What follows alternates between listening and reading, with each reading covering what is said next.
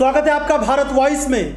बिहार में नीतीश कुमार ने भारतीय जनता पार्टी के खिलाफ ऐसा जाल बिछा दिया है जिसमें भाजपा के बड़े छोटे सभी नेता फंसते हुए नजर आ रहे हैं। ये अलग बात है कि भारतीय जनता पार्टी भी नई गठबंधन की सरकार के खिलाफ मोर्चा खोले हुई है और एक के बाद एक मंत्रियों पर कई तरह के आरोप लग रहे हैं। लेकिन सबसे अच्छी बात बिहार में ये हुई है कि वहाँ पर अब जो मुद्दा है वो भ्रष्टाचार का मुद्दा है, वहाँ पर रोजगार का मुद्दा है, वहाँ पर अपराध का मुद्दा है।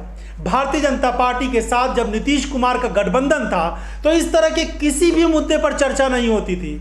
इस तरह की बातों को मीडिया उठाने से भी एक तरीके से डरता था। लेकिन अब दिल्ली से लेकर पटना तक की मीडिया में इसी तरह की खबरें चल रही है। जो सवाल है भ्रष्टाचार का, जो सवाल है अपराध का, तो मंत्रियों के दागी होने का एडीआर का रिपोर्ट कहता है कि देश के अंदर में 183 जो है सांसद भारतीय जनता पार्टी के जो है दागी हैं। उस पर चर्चा कब होगी वो अलग विषय है कि 43% लोग दागी अगर मंत्रिमंडल में है देश के अंदर में, कई पर संगीन अपराध हैं, आरोप हैं, वो विषय एक अलग है क्योंकि वो तो कमल छाप साबुन के प्रतिदिन उपयोग करते हो। ये एक अच्छी बात भी है, एक अच्छा संकेत भी है, लेकिन भारतीय जनता पार्टी के लिए ये बहुत बुरा संकेत है बिहार में, क्योंकि ये कहा जा रहा है कि भाजपा के कई ऐसे नेता हैं जो नीतीश कुमार के संपर्क में आ गए हैं, लेकिन नीतीश कुमार उनको अपने साथ लेंगे या नहीं, इसको लेकर बड़ा संशय बना हुआ है।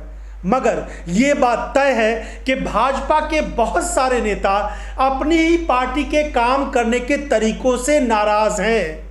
और दूसरी तरफ एक बड़ी खबर यह भी है कि भाजपा का जो केंद्रीय नेतृत्व है वो भी जो पार्टी की राज्य इकाई है यानी बिहार के जो बीजेपी के नेता हैं उन लोगों से नाराज हैं। तो दोनों तरफ से ये नाराजगी है और उसका भरपूर फायदा महागठबंधन को मिल रहा है, क्योंकि आने वाले दिनों में जब लोकसभा का चुनाव होगा तो भारतीय जनता पार्टी की इस तरह से टूटी फूटी जो हालत है उसमें भाजपा के नेता जमीन पर काम करने की हालत में तो बिल्कुल भी नहीं रहेंगे। और अगर इसी तरह की स्थिति बनी रहती है तो फिर सोचिए कि बिहार में भाजपा का सपना कितना चकनाचूर होगा और दिल्ली में राज करने का जो उम्मीद लगाए बैठे हैं भाजपा के नेता और पीएम मोदी वो भी खत्म हो जाएगा। वैसे ही लालू प्रसाद यादव ने जिस तरह से ये कहा है कि पीएम मोदी को हराना है, नहीं चाहिए तानाशाह सरकार। लालू यादव के इस बयान के बाद बिहार के महागठबंधन के कार्यकर्ताओं में और खास करके राजद के कार्यकर्ताओं में जबरदस्त तरीके से जोश भर गया है। उधर बीजेपी की बिहार में हालत इतनी खराब है कि पार्टी के नेताओं को कहीं भी अच्छी जगह बिठाने की जरूरत महसूस नहीं की जा रही है। सोचिए बिहार कैसा राज्य है जहां पर कई दिग्गज नेता बिहार में थे, लेकिन इस वक्त स्थिति ऐसी है कि भाजपा का पार्लियामेंट्री बोर्ड हो या फिर इलेक्शन कमेटी हो, कहीं भी बिहार के नेताओं के लिए जगह नहीं बची है। रविशंकर प्रसाद जैसे नेता जो बड़बोले नेता नजर आ रहे थे, देश में बड़ा मंत्रालय उनको मिला था और ये कहा जा रहा था कि वो भाजपा के बहुत बड़े नेताओं में से एक हैं और मीडिया पर हर वक्त उनकी बाइट्स और उनके इंटरव्यूज चलते रहते थे। लेकिन इस वक्त उनकी हालत ये हो गई है कि कोई भी उनको पूछने वाला नहीं है। शाहनवाज हुसैन की भी ऐसी ही हालत है, उन पर वैसे भी बलात्कार का एक मुकदमा ऐसा चलने वाला है जिसको लेकर वो भारी मुश्किलों में फंसने वाले हैं।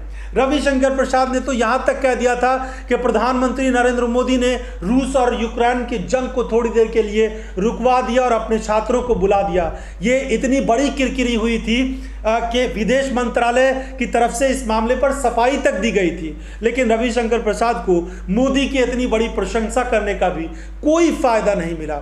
उसी तरीके से गिरिराज सिंह जैसे नेता जो बड़बोले नेता कहलाते हैं, लेकिन उनको भाजपा कोई भाव नहीं देती है, क्योंकि मालूम है कि वो एक विधानसभा का चुनाव भी मोदी के अलग होकर जीत नहीं सकते अपनी क्षमता की बदौलत। इसीलिए उनको बोलना वो अपने लिए ज़रूरी समझते हैं, लेकिन उनके बोलने से बिहार में भाजपा को कोई फ़ायदा नहीं हो रहा है। इसी वजह से ये भी कहा जा रहा है कि नीतीश कुमार के गठबंधन के टूटने में ऐसे ही कुछ नेता जो हरिभूषण ठाकुर हैं या फिर गिरिराज सिंह हैं और कुछ ऐसे ही नेता हैं जिनके बड़बोलेपन की वजह से भी नीतीश काफ़ी नाराज़ हुए थे, और केंद्रीय नेतृत्व ऐसे नेताओं से बहुत ज़्यादा नाराज़ है। आने वाले दिनों में बिहार में भाजपा के जो अध्यक्ष हैं संजय जायसवाल, उनकी भी छुट्टी होगी, हालांकि उनका भी कार्यकाल पूरा हो रहा है, लेकिन इन सब के बावजूद भाजपा में ज़बरदस्त तरीके से उथल पुथल मची है। जानकार ये बता रहे हैं कि अगर नीतीश कुमार और महागठबंधन की सरकार ने जो रोजगार के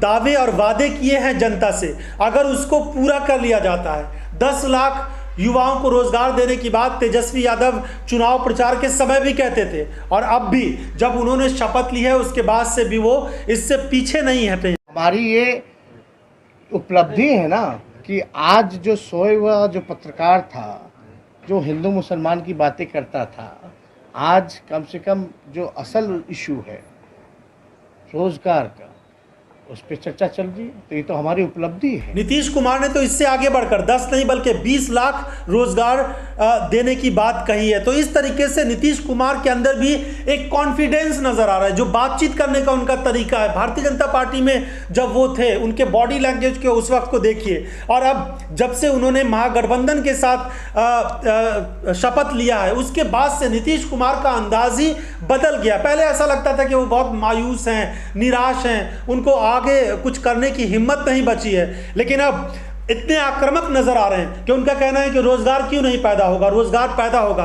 ऐसा लग रहा था कि बिहार में जब भाजपा के गठबंधन के साथ वो सरकार चला रहे थे तो कुछ ऐसा दबाव जरूर था जिसकी वजह से वो फ्री हैंड काम नहीं कर पा रहे थे, और यही वजह है कि बिहार में ना रोजगार की बात होती थी, ना अपराध की बात होती थी। हर दिन वहां पर आपराधिक गतिविधियां हुआ करती थी बिहार में।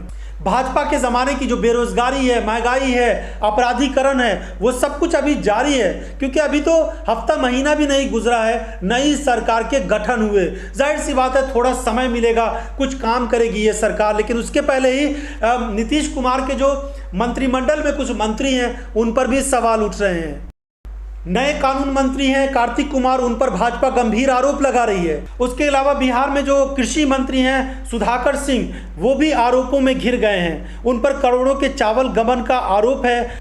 सुधाकर सिंह आरजेडी विधायक हैं और जो जगदानंद सिंह है आरजेडी के प्रदेश अध्यक्ष, उनके बेटे हैं। तो इस तरीके से भाजपा एक के बाद एक नेताओं पर आरोप तो ज़रूर लगा रही है, लेकिन आरजेडी और महागठबंधन के जो आक्रामक तेवर हैं उसके आगे भारतीय जनता पार्टी के नेता कहीं टिकते हुए नजर नहीं आ रहे हैं। इसीलिए कहा जा रहा है कि प्रधानमंत्री नरेंद्र मोदी भी अब बिहार से एक तरीके से निराश होते हुए दिख रहे हैं। वैसे बिहार में भाजपा एक बार फिर से अपनी पूरी ताकत और क्षमता लगाकर कुछ नया करने की कोशिश ज़रूर करेगी, लेकिन उसमें वो कितना कामयाब हो पाती है, जानकार बताते हैं कि भारतीय जनता पार्टी की हालत इतनी खराब हो गई है कि आने वाले साल 2 साल में तो उसको ठीक होना बेहद मुश्किल नजर आ रहा है, क्योंकि महागठबंधन के नेताओं के अंदर और कार्यकर्ताओं के अंदर जो जोश भर गया है और नीतीश कुमार के जिस तरह के आक्रामक तेवर नजर आ रहे हैं, और पटना के बाद नीतीश कुमार की नज़र जिस तरीके से दिल्ली पर जमी है, उसको लेकर भाजपा में बेचैनी है, बौखलाहट है। अगर आपको भी लगता है कि पिछले 15-17 सालों में बिहार को बहुत पीछे कर दिया है भारतीय जनता पार्टी ने, तो अपनी राय हमें ज़रूर दीजिएगा। और प्रधानमंत्री नरेंद्र मोदी और नीतीश कुमार में आपको क्या अंतर लगता है, ये भी ज़रूर लिखिएगा। इस पूरे वीडियो को देखने के लिए आपका बहुत बहुत धन्यवाद।